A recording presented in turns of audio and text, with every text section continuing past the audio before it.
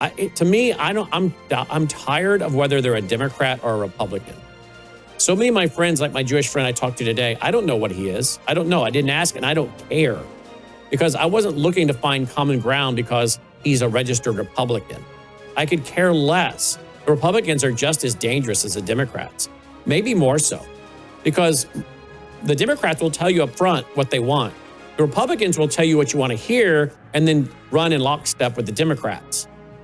But my friend and I never got into political party. What we got into, where we agreed, is the need to defend religious freedom and liberty and protect each other, the Saturday people and the Sunday people.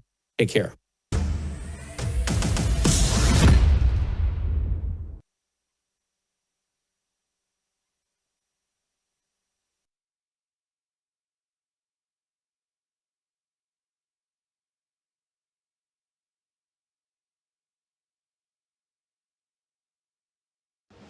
Colonel Rob Maness has a lifelong record of providing dedicated service to this nation. Having worked his way up from the enlisted ranks to full colonel, he served our country for more than 32 years.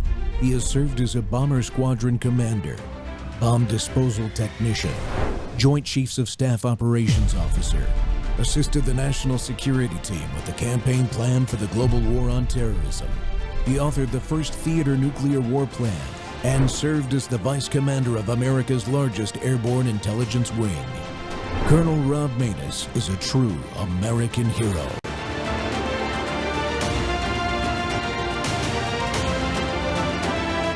This is Rob Maness Live. More and more people around the world are asking for the same thing. They want a president like Javier Milei. For decades, the establishment convinced us that decline was inevitable. They told us that we had to settle for the injustice of social justice. But Javier Milei is the outsider who arrived to shatter the status quo. He came to change the way politics is done forever. The phenomenon is unstoppable. He chose not to wear masks and to always move forward with the truth.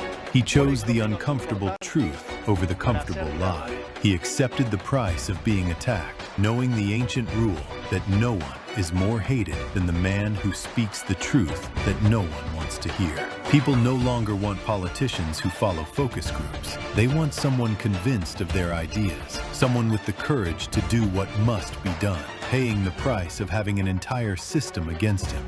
Data killed the narrative. This is not just Argentine politics. It is proof that a nation can rise from the ashes when it dares to be free. Long live freedom, damn it. Make Argentina great again. Viva la libertad, carajo! Welcome back to the Rob Maness Show. We're live on Worldview Tube and our X Spaces simulcast. Well, friends, the winds of liberty are blowing fiercely again, especially in the Americas.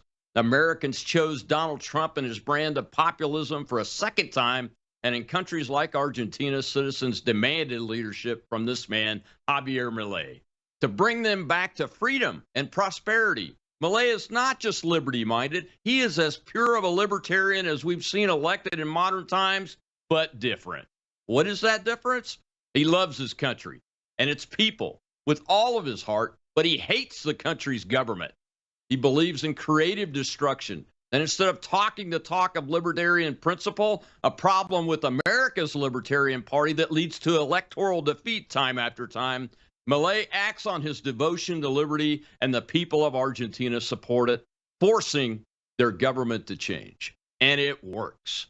As a liberty-minded Republican, I'm excited to see this libertarian nationalism, and even more so, to see that a leader and thinker about liberty here in America has put a marker down to reestablish the movement here. Yes, I said reestablish it, because this is where Western liberty was born, out of our American Revolution, and we should be touting that and respecting it and acting like it. My guest today is that leader, Austin Peterson, the author of the Libertarian Nationalism Manifesto, which he presented to the Libertarian Party National Convention late last year, launching this new movement.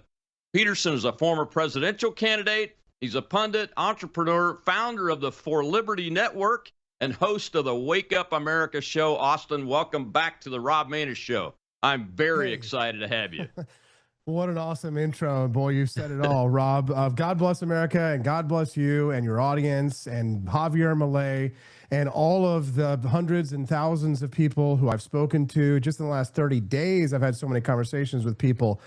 And this is just lighting up like fire, just brush fires all across the country. People are talking to me on the phone. They're calling me. They're tuning into the show and they're asking, what does this mean? And of course, I think Albert Einstein said great minds have always been met with violent responses from mediocrity, because there are a lot of people telling me I can't be a libertarian nationalist. Well, what do you mean? I thought we were. Why are libertarians? Why am I as a libertarian? Because you know what it is, and Rob, I think this is really the heart of it. Is that the problem with libertarians in the United States is they don't believe they can win. And so they can't win. Underlying Javier Milei is a confidence, a relentless confidence, because if you believe you can change the world, you can. The only people who think that who can't change the world are the ones who don't think they can. The people who change the world are always the people that think they can, that know they can.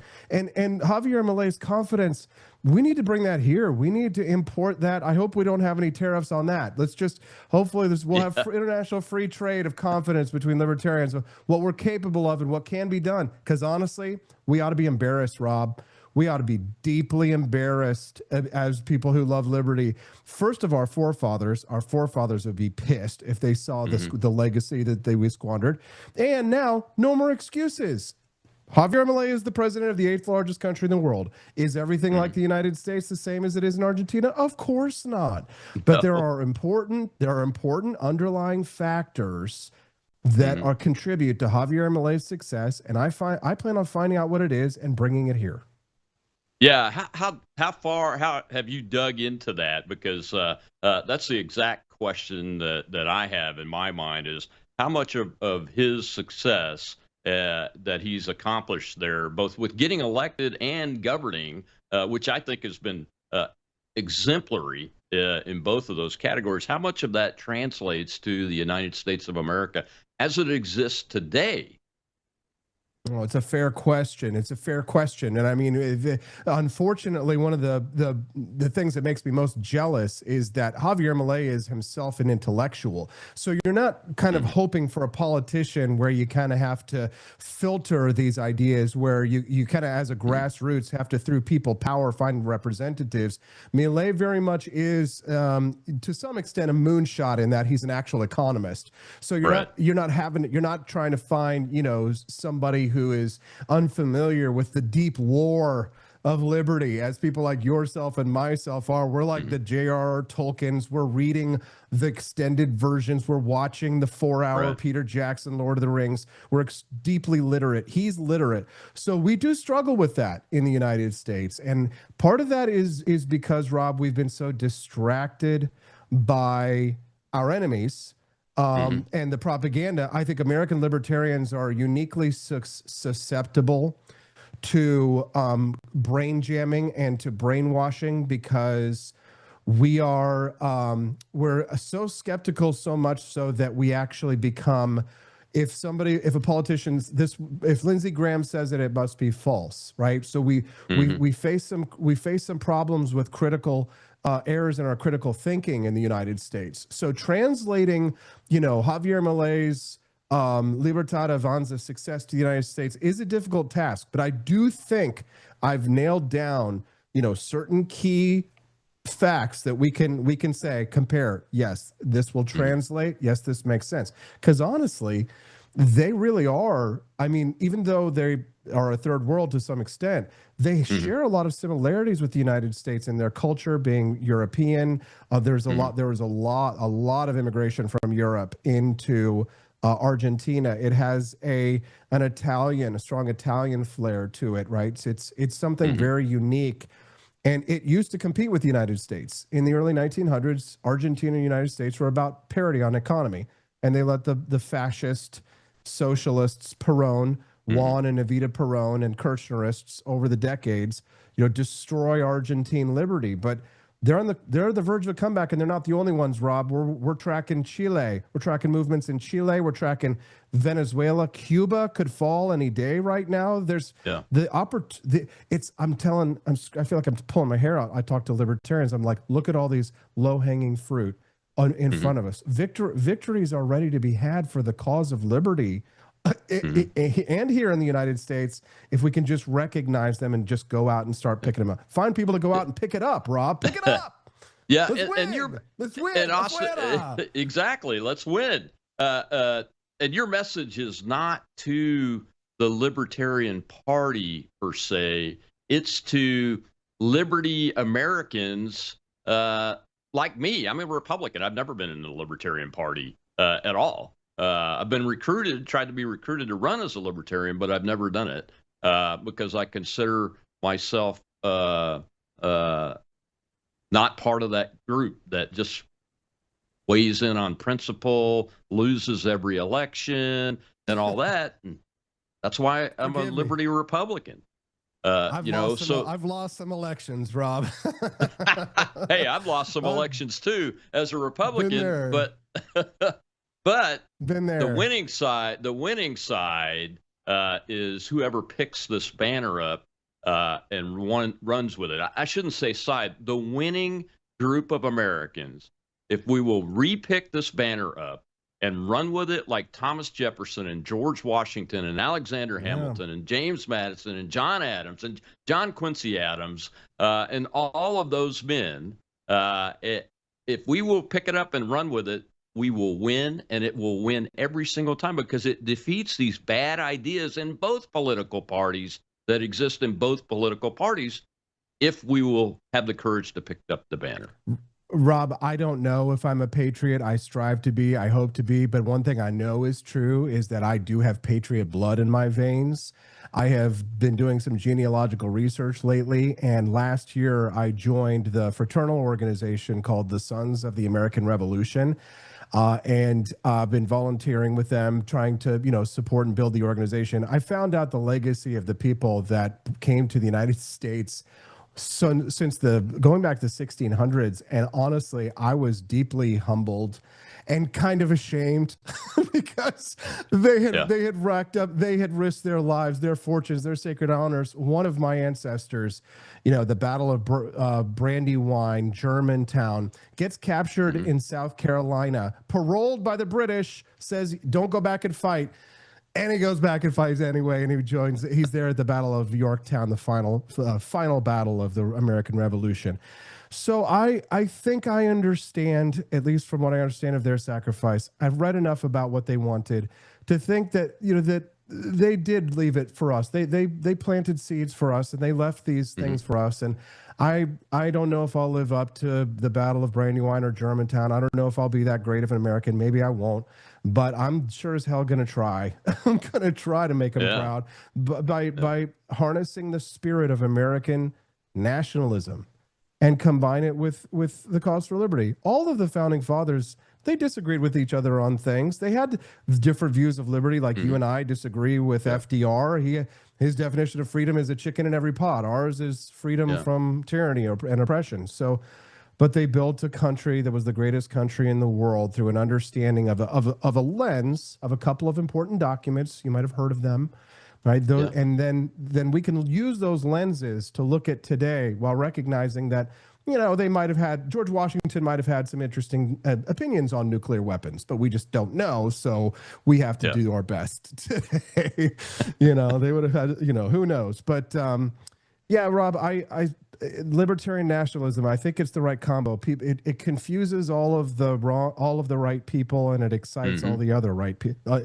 It angers all the right people.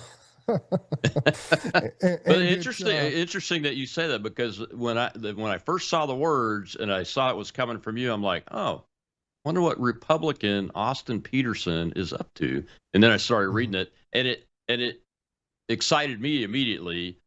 So it has to be angering the squishes, is what I call them on both sides of the aisle.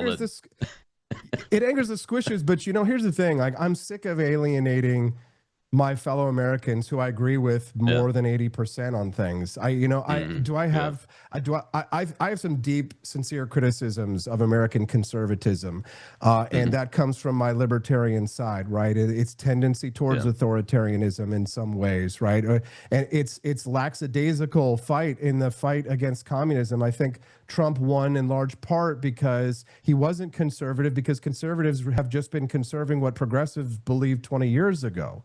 So that's a very harsh criticism of American conservatism. But I think Trump shows that that's how the Republican Party felt. And we elected Trump as MAGA, not as a conservative per se, but as a populist right winger, because he's the chemotherapy to a very sick system, to a very sick republic, that if we don't do this, if we don't fight for a libertarian nation, if we don't fight for what truly makes America great, what truly makes America exceptional, then we're going to lose it all. And I don't plan on just giving ground to violent, tyrannical, Che Guevara t-shirt wearing, capitalist hating, latte drinking, effete leftist, genderqueer Marxists, Rob. I don't plan on surrendering my country to those people. I can't even remember that whole list all at once. I'm glad that I have you around to be able to rattle it off. I appreciate on that, man. I could have gone and our ancestors, I have an ancestor that was one of 5 men to walk out of his Scotch-Irish county, one of only 5 to join the Continental Army back in 1775. Hell yes. Myself, Patriots. They believed what is in your manifesto and in this new movement, and I want to dive into the details of what it is and what it isn't in the next segment, Austin. We'll be right back with Austin Peterson.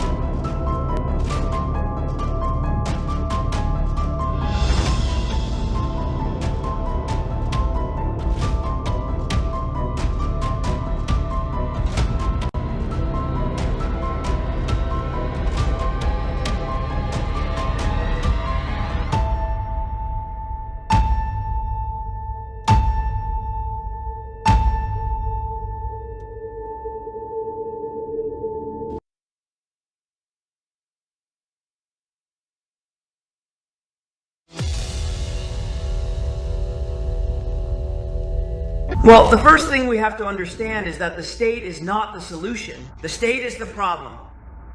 If you look here, you have the massive mess that is the state, the great racket, and the source of Argentine decadence, which is the state. This is the picture of the state we have today. If we move over to that board, Ministry of Tourism and Sports, out. Ministry of Culture, out. Ministry of Environment and Sustainable Development, out. Ministry of Women, Genders and Diversity, out. Ministry of Public Works, out. Even if you resist. Let's continue over here. Ministry of Science, Technology, and Innovation. Something for the private sector. Nothing good ever came from the public sector. Out. Ministry of Labor, Employment and Social Security, out. Ministry of Education, Indoctrination, out. Ministry of Transport, out. Ministry of Health, out. Ministry of Social Development, out. How does the state look at this situation, and what is its perspective on the matter? Ministry of Human Capital, Ministry of Infrastructure, Ministry of Economy, Ministry of Justice, Ministry of Security, Ministry of Defense, Ministry of Foreign Affairs, and Ministry of the Interior. The political racket is finally over now. Viva la libertad, carajo! It's over. The political racket is over under Javier Milei's Argentina government. He came in like a wrecking ball. That's what I call that video clip there. And my guest today is Austin Peterson, former presidential candidate, a leading thinker on liberty in the United States of America. And he has published the Liberty Nationalism Manifesto and launched a movement, a formal movement called Liberty libertarian nationalism late last year, and he's with me today. I love that clip, and I should, Austin, and I should tell people these clips of Javier in English come from an X account called Malay in English, I believe it is. Go check it out. Just search his name in English on X, and you'll find the account. They're great. So my question is, as we dive deeper and think about what he was just doing there to the government of Argentina, what is the libertarian nationalism and what is it not? Do it. You lay it out very well in your manifesto. Thank you very much, Rob, and I appreciate these two back-to-back segments. You're a great American. Thank you for sharing your time and your audience with me. So libertarian nationalism is the idea that liberty is at the center of the American experiment, that if you don't believe in liberty, you're probably not an American. Statue of Liberty, liberty has got to be at the center of whatever it is. If you're an immigrant and you manage to become an American citizen, you're coming here because of liberty. So we put liberty at the core of American life. However, it's like somebody said it to me earlier. It's like drinking tea without a teacup. Liberty is the tea, but what is the cup? The nation is the cup. And that isn't to say necessarily this government as it is currently stated or formulated, but the concept of a nation itself. If you're not an anarchist and you do believe in the concept of a nation state, then a nation state has borders. It has defined geographical areas. This is what every conflict from beginning of civilization, tends to be about, is about the lines of that nation and where it exists. Some nations have grown, some have expanded. Nations that don't expand tend to shrink, right? You tend to either go one way or another. And so nationalism, my libertarian nationalism, takes the principles of Javier Milei, that is a winning form of libertarianism. Mileism is sort of tactics and messaging and strategy, whereas my American libertarian nationalism takes the tactics and strategy and welds onto it a fiercely devoted to the American experiment and American ideals, my form of libertarianism, such that, there's been a sort of, I think I'd call it embrace of nihilism, especially among young people today, and even on the right. It's actually, I think, especially bad on the right. I think, the left is lost to many other demons, nihilism being one of them. But with the nihilism on the right, there's again a lack of fundamental belief that America things can change for the better. That's why you'll see some Republicans, some people are attacking Trump who are like, oh well, I'm a former Trump supporter, I support him beginning. Well, it's because they've gone black-pilled. They're nihilists. They don't believe in that we can win, so they actually cheer for us to lose. Many libertarians cheer for us to lose for the same reason. They think, they're so demoralized, Rob.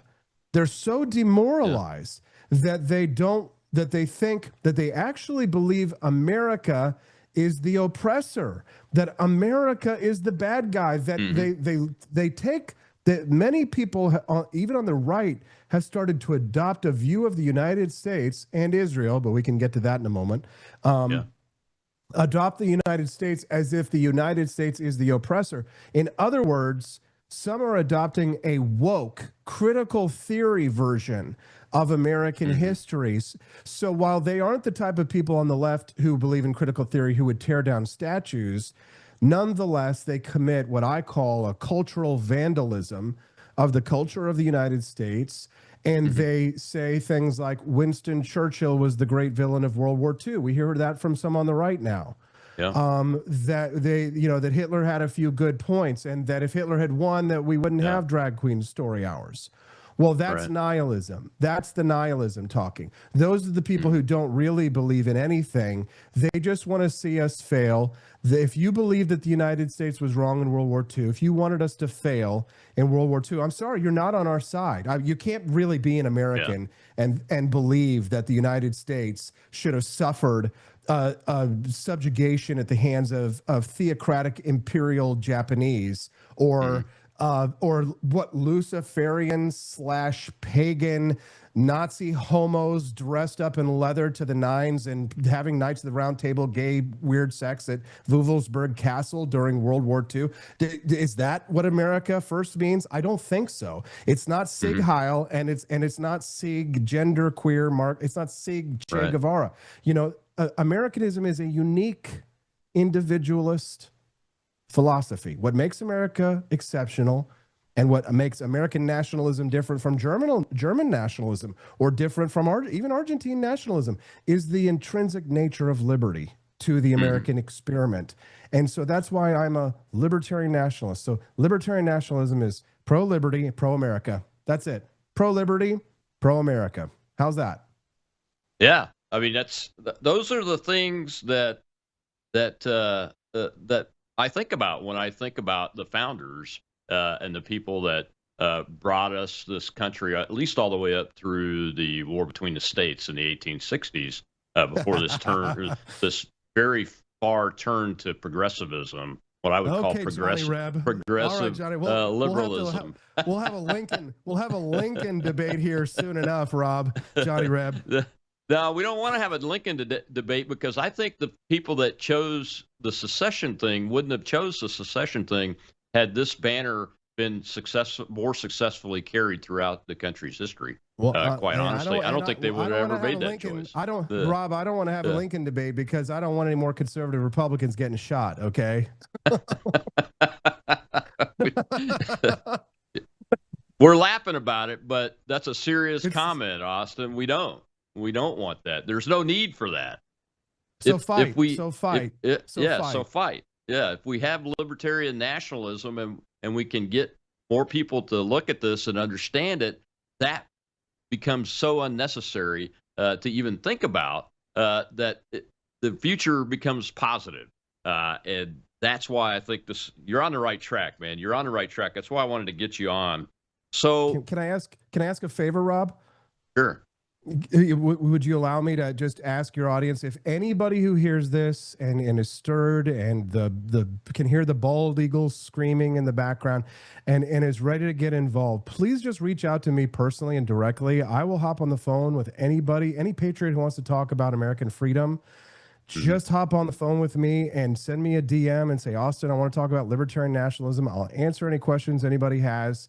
They can DM me on my X account at AP4Liberty or reach out through the website that they pull up for me. Thank you for that opportunity. So I am committed. I'll spend all year, if I have to, building this army. And all I need is 800 people. You'd be surprised at how small a group you need in order to really affect change in this country, Rob. But if I can find 800 people to sign up to be Peterson's Patriots with me, and if I find 800 people who are doing that, I will go from a cult movement to mainstream movement. Just 800 people can affect huge change, even in a country as big as the United States.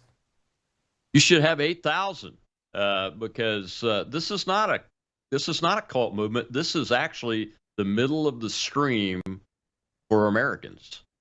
That's what's different about our country, is that this concept. I mean, I'm going to read this list off, and I'm not going to say the name of this, but it stands for order, prosperity, family, merit, and the nation. Yeah. If you read that list off to a conservative Republican, that's what they believe in. Yeah. If you read that list off to a center-left Democrat, that what we used to call a blue dog Democrat, that's really what they believe in. To some extent, right? But not people who don't believe in civilization, or maybe people who reject the idea of a social concept entirely, right? Mm-hmm. If you're an anarchist, for example, you believe in no government, then you'll make the argument that this is a form of statism that I'm advocating for, which I do not deny. But it's important to acknowledge that. I want to be honest with them. I'm closer to an anarchist than I am a Nazi or a communist, right? But I believe in a limited government, small enough to drown in a bathtub, as Grover Norquist says. But the concept of libertarian nationalism is it's not just about the philosophy, but it's also about the tactics to defend the liberty. It's about how we can regift. And most people don't like regifting, but if I can regift the legacy that my founding father ancestor, my patriot ancestor gave, if I can re-gift that freedom to my kids, because I have a future. When we talk about family, we're talking about the future. My child is my future. I'm thinking about my grandchildren and my children. I'm going to try and plant seeds that will grow into liberty trees, and under whose shade I will not sit, but my children, my grandchildren, my great-grandchildren, and I'm pledging my life, my fortune, my sacred honor. I'm staking it all on this whole enterprise, Rob. I've burned my boats, and I'm sailing for the coast, and I'm going to invade, and I'm going to make these ideas win by hook or by crook. It'll break me, or I'll win. Well, you have a lot of support already.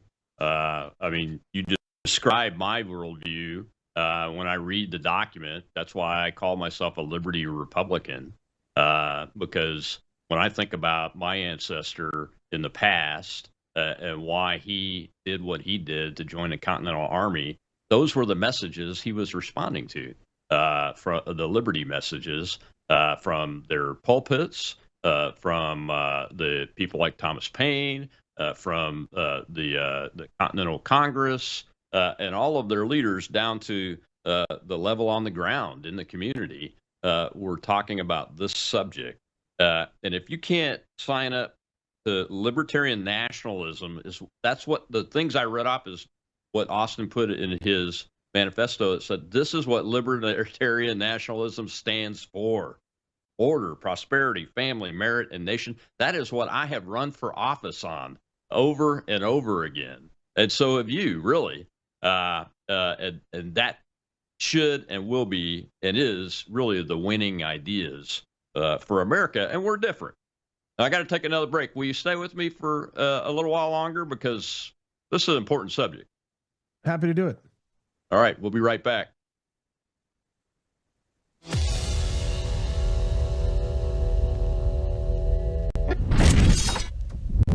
What if millions around the world could access Bible teaching and worldview training for free right now without hitting a paywall?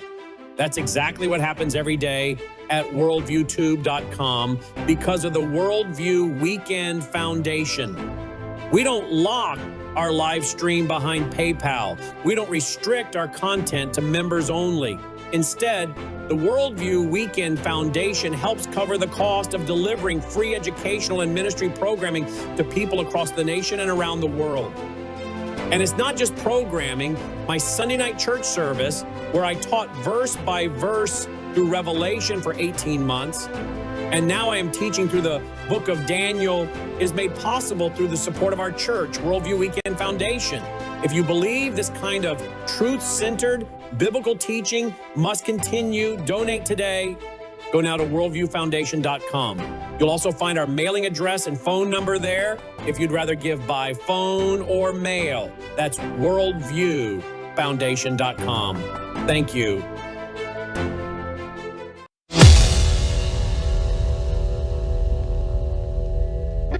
For some time now, and for some strange reason, the West began to turn its back on the ideas of liberty.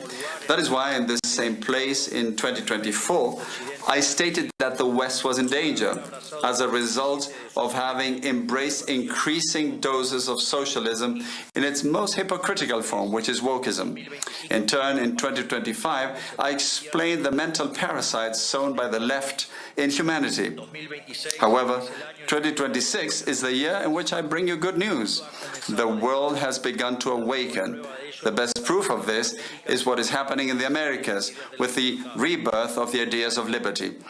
Therefore, the Americas will be the beacon of light that will once again illuminate the entire West, thereby repaying the civilizational debt with expressions of gratitude towards the foundations in Greek philosophy, Roman law, and Judeo-Christian values.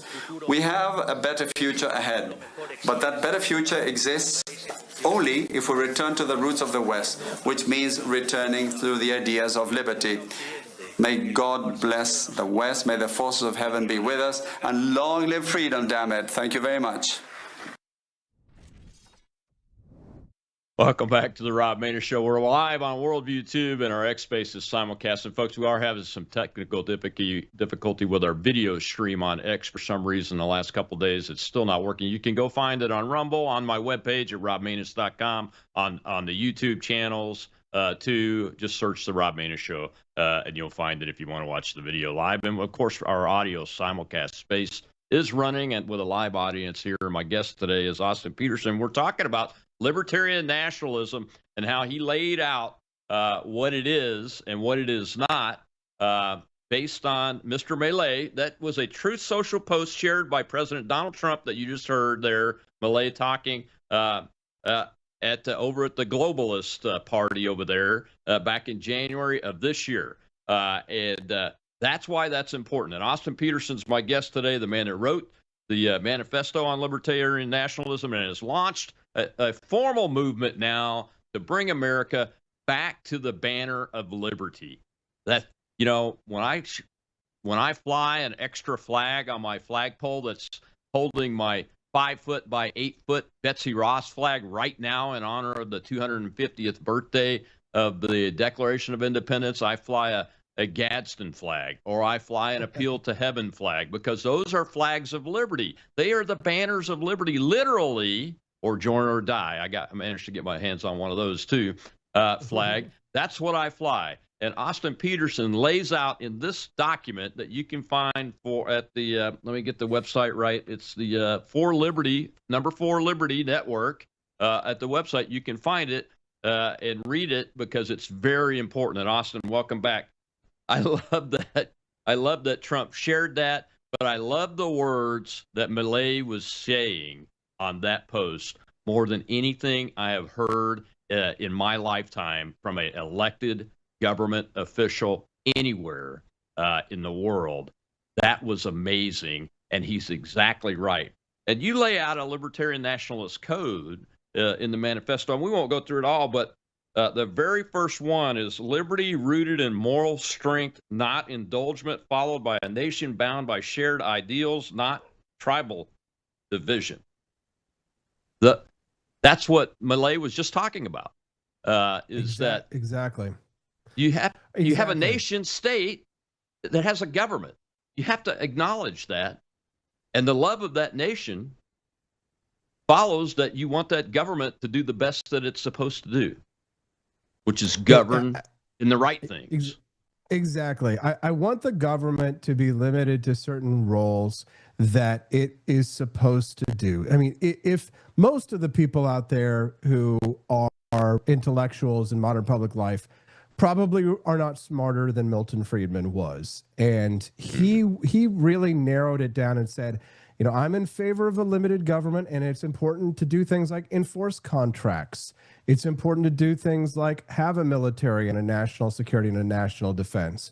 Don't let that national defense crowd out all of the every aspect of life, right? There's more to life than just your security.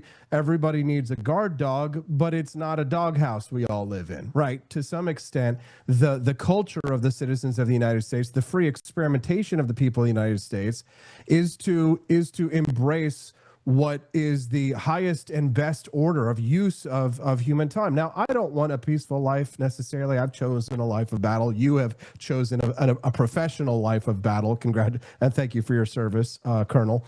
But most people, they're not really cut out for this. They're not really cut out for the front lines. They're not all political activists or things like that. And we still have to safeguard the liberties of the people, Rob, who are just out there doing whatever they can for their life, living an American lifestyle that has nothing to do with necessarily body politic, other than they're just, you know, they don't even know that they've got, you know, people like us out there, you know, acting like guard dogs for their freedoms. And their rights and liberties matter too. So how do we protect them, and how do we ensure that we're growing a civilization? Because libertarian nationalism is about a game of civilization. So when you think about it, this is where, like, you know, people accuse you of being collectivist, for example, but it's a voluntary collectivism, because what I like to say is that civilization is a team sport.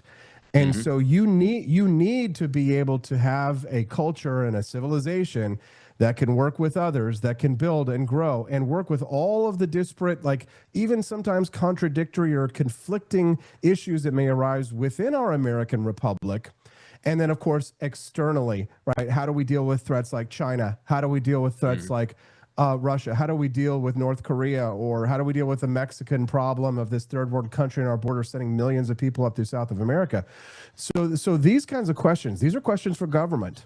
These are questions the government solve. Not everything is solved by a market. Not everything is a transaction. Not everything is for sale, right? Which is not to say that we shouldn't even consider privatizing a lot of the things or even testing privatization of things that some people think is government. I'm willing to experiment. But the experimentation, think about this of the United States compared to North Korea. You can't be Amish in North Korea. You can't not pay income tax. Right? America has developed a sort of a cloak of culture for cultures. Some of those cultures, like the Amish, which are to some extent alien to the normal American life or the body politic to some extent, some of those that exist are non-hostile to American interests. Right. Some of these cultures, which are countercultures, Rob, are hostile or acidic to American civic life. And how do we determine that? Well, we determine what are the civic virtues of whatever institution or culture it is that exists in American life. And a libertarian nationalist is going to go through and analyze each of those things in a micro way. But in a macro way, just like how the Constitution is kind of the spirit of the law and the code is the letter of the law, the concepts that I've laid out here in libertarian nationalism are broad stroke ideas, just like, the concept of all men are created equal. And from there, we can decide how do we sort of legislate, adjudicate, deregulate, regulate, whatever it is that we do as a society. If we can sort of like gather around together a set of virtues, or if a committed group of patriots behind these ideas of libertarian nationalism, if we can get behind these, I think there was a Patton quote, you know this better than I would, but he said something about like a good plan violently executed today is better than a perfect plan tomorrow. Sometimes, we probably have to kind of just get on with it to some extent. People who want to restore the American Republic and restore it on the values of the founders, we better just kind of say, well, it's not a perfect plan, but if we're all moving in the same direction, then we're going to accomplish more than breaking up into groups. Because after the Tea Party years, the right was largely decimated, and then Trump took over and made it MAGA. Once Trump is gone, we have a new opportunity, because Trump is MAGA. It's not, whatever he says is not MAGA, and so when he's gone, then is MAGA really MAGA anymore to some extent, because he sort of owns it. I think he'll try to transfer it to JD, and maybe that'll work, maybe it won't. I'm not sure. Hope it does if he's the candidate. But in every crisis is an opportunity, as the left likes to say. And in this coming election cycle, and the next election cycle, as the new Republican candidate takes over, is a chance. It's a chance for people like you, people like me, to have a voice in ways that we never had. Because if we're like Javier Milei and we get along with Donald Trump instead of some others who are just constantly burning him down, then maybe we can get a voice. Remember when Trump said he would have a libertarian in his cabinet and it didn't happen? Right. That's right. You know what? That's our fault. That's not his fault. They want to blame him. But you, Rob, and maybe I could pick 4 or 5 other people, you and maybe 4 or 5 other people in this country that could actually pass a confirmation hearing to get across the finish line, right? I know you were never like a Libertarian Party guy or anything like that, but I'm always thinking of mostly of the ideas and not of the, the party. Yeah. But that's on us. We have a very, very weak bench. So I'm building the bench, and that's what I'm doing. I'm searching for talent. Think of me as, Simon Cowell of libertarianism. I love it. And one of the interesting things you write about and have spoken about is we don't reject Donald Trump's populism or MAGA. Right. We embrace it, actually. And there's a and the reason I used that clip at the beginning is because it's Trump and Melee together, and you write about that them combined, their ideas combined and their philosophies combined really are what become libertarian nationalism, because MAGA is on the patriotism, love of country side. Although I personally think Donald Trump's got some liberty streaks in him that we see on occasion. I think he stumbles into it more than he deliberately does it. But that's actually, I think there's a lesson there, because you know what it means? It means that his enemies are our enemies. It means that the enemies of liberty, who are the dedicated, know exactly what we're talking. The progressives, can you imagine what it must have felt like being inside the room of some of these lefty think tanks when, was it a couple of days ago that Trump eliminated a rule for the EPA that had declared carbon as like harmful, and it's like $1 trillion regulation. It's like I think one of our secretaries, and I'm sorry, I can't remember his name for the life of me, but had said this is the largest deregulation in American history. $1 trillion regulation overturned by Trump. And do I think that he thinks that global warming is a hoax and a scam? Yes. Do I think do I agree with him? Yes. Is he right about that? Absolutely. So there's one of those things where he's deliberately right. He knows what he's doing. He's making the right decision. But like nominating Neil Gorsuch to the Supreme Court, I think that, he might have accidented that one, because Mitch McConnell gave him a list of good names. And Justice Gorsuch is like the most libertarian Supreme Court justice perhaps ever. Right? Ever. I think Trump, I think Trump probably didn't know. I don't think Trump thinks about things like, I don't know, theories of the court. And I think he just went with his instincts on that one. And so he kind of, we all got lucky. He had good instincts. So good instincts can be hey, it's better than being good, being lucky. I'll take being lucky better every time than being every time, man. Every time. Well, we got to take a break. I'm a karate instructor, and I fight like the white belts. I'm a like black belt 20 years. But every once in a while you get whopped by the lower belts because they don't know what they're doing. So they just haul off and smack you. Same thing happens to our armed forces. Our American Air Force got its butt kicked by the Indian Air Force years ago in an air-to-air combat exercise, and they weren't expecting it. Happens all the time. Well, we got to take a break. When we come back, I want to dive into the national security aspect of this, Austin, because when people hear the term libertarian, even if it's combined with nationalism, you start getting a lot of hand-wringing and woes me's and uh-ohs. There they go again, and that's not at all what this is. We'll be right back with Austin Peterson.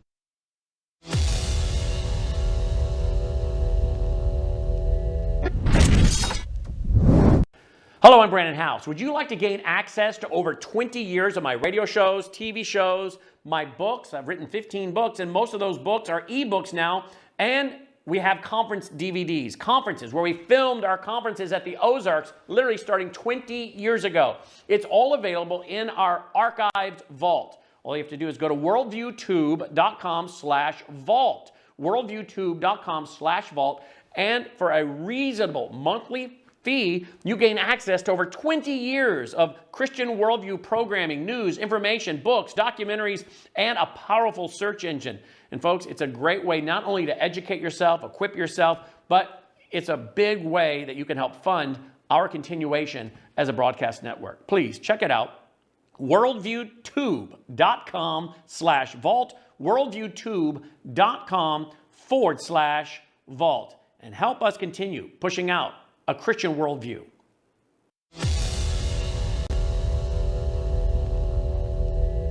And the great anvil that appears as a common denominator in the countries and institutions that are failing is the mental virus of woke ideology. This is the great epidemic of our time that must be cured.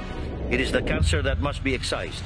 This ideology has colonized the world's most important institutions, from the parties and states of the free countries of the West to global governance organizations, including non-governmental institutions, universities, and the media, as it has also shaped the course of the global conversation over the last few decades. Until we remove this aberrant ideology from our culture, our institutions, and our laws, Western civilization and even the human species will not succeed in returning to the path of progress that our pioneering spirit demands. Come back to the Rob Maness Show. Wow, it's been a great Wednesday so far. We're live on World YouTube and our X Spaces simulcast and all the other channels, apparently, except for X. But we are live on our audio space there under Shell Shocked.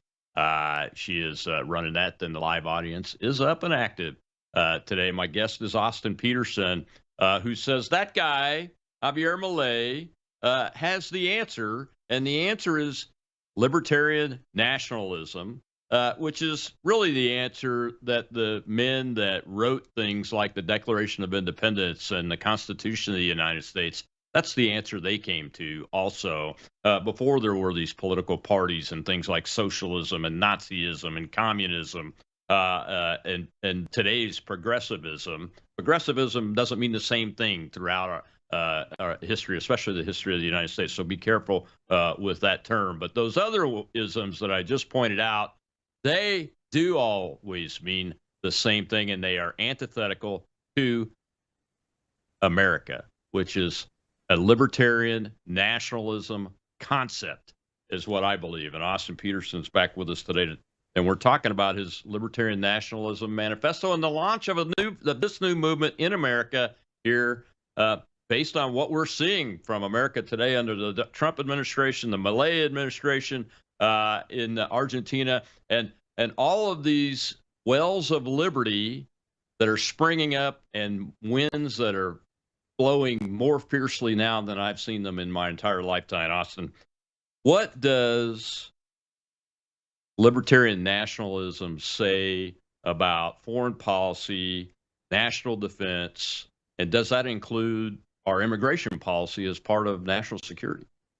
I would say so. I think, every libertarian who is a libertarian nationalist recognizes that it is a job of the government to protect America from foreign invaders who wish to come here and not only commit acts of force against American citizens, which many of them do, but also commit fraud, as we see in Minnesota. It is a perfectly legal, perfectly moral, perfectly constitutional thing to do, in theory, to go into Minnesota, to go and find into these Somali communities, find the fraudsters, find the scammers, get them the hell out of our country and get them off the taxpayer dime. And if that involves clapping Tim Walz and irons, you'd love to see it. And maybe Jacob Frey on top, and let's find out how Ilhan Omar's winery in California went from broke, $25,000 to start, to a multi-million dollar winery with they don't sell wine on their website. No product. I looked it up. There's no product. Yeah, we're going to go after the fraud and we're going to find the fraudsters. And if you lied on your immigration application, by the way, you're going to get deported too. I don't care if you're a congressman. I don't care if you're Gene Wu from Texas and you were born in China and you came to the United States and you lied on your application form and you're saying you're going to create some kind of racial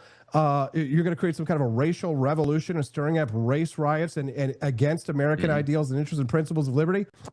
You're gone. You're out. Get out. That's great. Yeah. If you don't believe in liberty, you lied. Get out. Get out.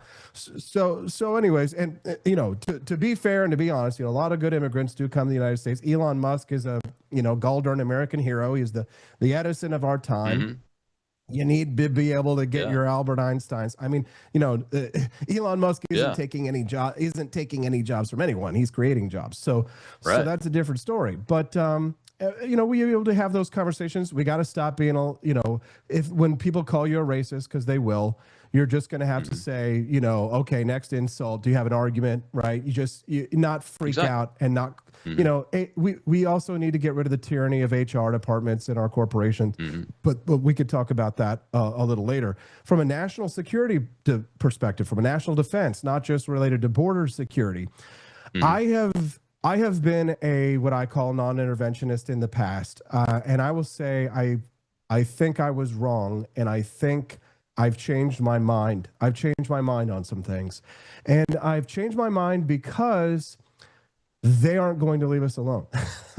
The people who want to be be left alone will always lose to the people who don't want to be left alone. Yeah. So the people who want to be left alone have to fight to be left alone. Unfortunately, I wish that I could just live in peace. It's like, what did General James Mattis say? I think he said, I come in peace. I didn't bring artillery, but I'm begging you with tears in my eyes. If you mess with me, I will kill you all. Exactly. So Exactly. don't tread on me. Gadsden flag. The snake has teeth, right? If you're a toothless, you know what they call a toothless snake? A worm. And I'm not a worm. So you have to have a foreign policy that deals with the realism, that deals with the real world as it actually lies. And you know who's a really good person that we need to probably rehabilitate? Richard Nixon. Funnily enough, we allowed the left to completely destroy his legacy, to make him a punchline, and to write him out of the history books to some extent. We did. But he was a foreign policy genius. And the New York Times reported this last week that even the Watergate break-in may have been related to a legitimate concern that Nixon was pursuing. It was the deep state. They were stealing from him, Rob. They were stealing. I think it was a secretary of the Navy, but there was high-level theft going on at the White House when Nixon was away, the deep state was undermining him, and it was part. You know why? Because he dared to set America first foreign policy. Because the bureaucrats that were created when we reformed the civil service, the permanent bureaucracy of they fought back. They fought Nixon and they beat him. They ran the playbook on Nixon. They ran the playbook on Trump that they did on Nixon, but Trump didn't back down. And that's what it's going to have to be. Whether they're calling us a racist, whether they're calling it, whether people call you neocon, warmonger, whatever it may be, we just have to put on the armor of God. Put on the armor of God and say, nothing, no spear shall strike my breast. Every arrow you will land on my shield, and we will advance relentlessly in a phalanx. You, me, Rob Maness, your audience, anybody who wants to, go out with us. Greek hoplite farmers kept their shields above their fireplaces, and they were landowners, and they weren't taxed, and they fought their own defense against invaders. We can do it too. Now, this policy, this approach doesn't include, because I think you and I think exactly alike on this. It doesn't include giving money to countries that hate America, like what happens today. Even today, that's still happening in our foreign military sales, our foreign aid, and all that. And I'm pretty sure you and I are in agreement on this: is that should be at least minimized, and we can't give stuff and will not give stuff to our enemies that could be used against us, right? Rob, you're a pro war fighter. You know as well as I do that a lot of that is just don't attack us money, right? A lot of the money that goes to some of these terror groups, or weapons that go to these terror groups, are like, if they're in some ways there's kind of a piracy aspect to it. They're kind of plundering us in a way. Because it's a threat. It's sort of a threat of, if you don't pay us, if we don't pay them to be our friends, then they're guaranteed to be our enemies. Like, do you think that if we treated Saudis ideologically the way that they deserve to be treated, that they would be our allies? No, we pay them to be our friends, right? So I mean, those are those are the kind of foreign policy debates and questions that you can't have with a lot of libertarians, Rob, because I think when you're so blinded by ideology completely, and you instead of looking at real situations and considering what are the trade-offs, like a situation like that, then if you only place ideology first, you say, well, you have to always do this because this is the concept. I think that's where you make a mistake. So without some sort of a flexibility and like a sense of nuance to questions like foreign policy, you need a Henry Kissinger. You need diplomats, and you need people who are able to square circles and, make magic real in some ways. Yeah. It's like you need miracles. It's like Israel. I mean, there is so much swirl going on about our relationship with Israel, but I mean, it's a bulwark against the the craziness and tribalism and death and destruction of the Middle East. They're the first as world. our friend. I mean, all the rest of them are third world, and it's a first world country, and we are naturally allied. I don't have a problem with being allies with them. Now, do I want to give them stuff? I don't think we need to give them stuff, but we surely should sell them stuff and support them when they're attacked, just like they would support us and have supported us when we were attacked, shouldn't we? Here's the thing: we have allowed ourselves, especially since the 60s and 70s, to sort of be morally blackmailed about the third world and to how we look at the third world. You know, there's been a million, AIDS concerts in Africa meant to, lobotomize the American people into thinking that these people are victims of circumstances outside of their own understandings or capabilities. And I think I disagree with that now. I think I believe now that we should probably take a supremacist attitude of anything, not about a particular race, but take a supremacy on a culture, a civilization. I'm a cultural supremacist. Yeah, I believe American culture is supreme and superior. And I agree. I don't look at the third world and go, well, if it wasn't for the United States, boy, these places would be paradises. No, these cultures, they're problems of their own making. Look at Europe. Talk about the sick man of Europe. All of Europe is the sick man of Europe these days. Mississippi is our poorest state. They make fun of us, Rob. The Europeans call us fat and stupid and poor, fat and stupid and dumb. Who's stupid? The redneckiest of barbecue eating rednecks in Mississippi are all richer than you, idiots. It's all right. And people are after our public education model that's actually succeeding now down here in Mississippi. So we're getting there. We're getting there. And a lot of new building and a lot of AI stuff and new manufacturing's coming into the state. I'll take Mississippi over France. I'll take Mississippi over Germany. I'll take Mississippi over Italy. I'll take Mississippi any day, man. Well, man, I appreciate your time. Thank you so much. We will help spread the word.